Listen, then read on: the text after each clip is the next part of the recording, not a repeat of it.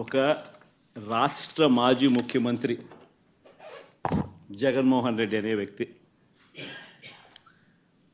ఒక రాష్ట్ర మాజీ ముఖ్యమంత్రి అయిన జగన్మోహన్ రెడ్డికి తిరుమల తిరుపతి దేవస్థానంలో దేవుడిని దర్శించుకునేందుకు వెళ్తాను అనంటే వెళుతున్న నేపథ్యంలో మీకు పర్మిషన్ లేదు,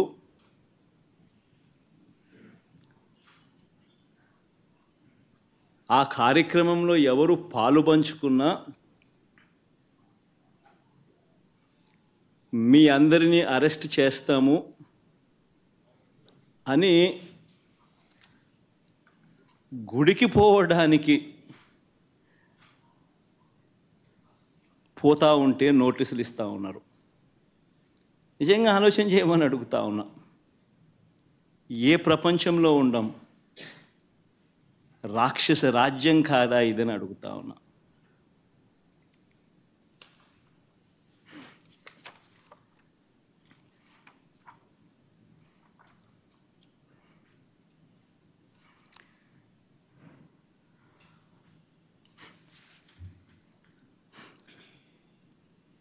ఒకవైపునేమో నన్ను ఇలా వెళ్ళనివ్వకుండా, ఒకవైపున వైఎస్ఆర్సీపీ శ్రేణులెవరూ కూడా వెళ్ళనివ్వకుండా ఈ మాదిరిగా నోటీసులు ఒకవైపున ఇస్తూ, మరోవైపున టీవీలలో చూస్తే ఆశ్చర్యకరమైన విషయాలు. చుట్టుపక్కల రాష్ట్రాల నుంచి కూడా బీజేపీ వాళ్ళని తప్పిస్తున్నారు. మరి బీజేపీ పై వాళ్ళకు తెలుసో తెలీదో నాకైతే తెలియదు, కానీ చుట్టుపక్కల వాళ్ళ దగ్గర నుంచి కూడా బీజేపీ వాళ్ళని కూడా అక్కడికి రప్పిస్తున్నారు. కొన్ని వేల మంది పోలీసులు అక్కడ మోహరించినట్టుగా చూపిస్తూ ఉన్నారు. నేను అడుగుతా ఉన్నా, ఎందుకు ఇంతగా టాపిక్ డైవర్ట్ చేయడానికి కోసం ఎందుకు ప్రయత్నం చేస్తూ ఉన్నారు?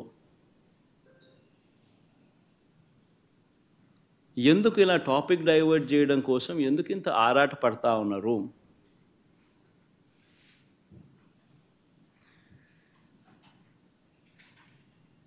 గమనించినట్లయితే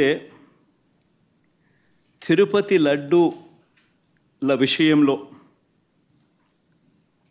తాను చెప్పినవన్నీ, చంద్రబాబు చెప్పినవన్నీ అబద్ధాలు అని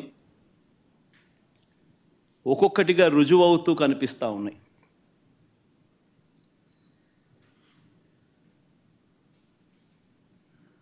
ఆ కనిపించే నేపథ్యంలో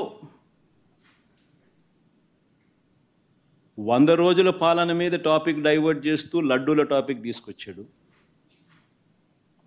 ఆ లడ్డూల టాపిక్ను డైవర్ట్ చేసేందుకు కొత్తగా ఇప్పుడు డిక్లరేషన్ టాపిక్ తీసుకొచ్చి మళ్ళీ అది ఇంకొక రాజకీయం చేస్తూ ఉన్నారు. ఒకసారి గమనించినట్టయితే తిరుమల పవిత్రతను, స్వామివారి ప్రసాదం విశిష్టతను, తిరుమల పవిత్రతను, స్వామివారి ప్రసాదము విశిష్టతను,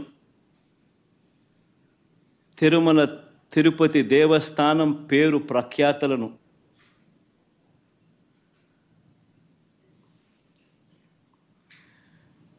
రాజకీయ దుర్బుద్ధితో, I repeat this word, రాజకీయ దుర్బుద్ధితో,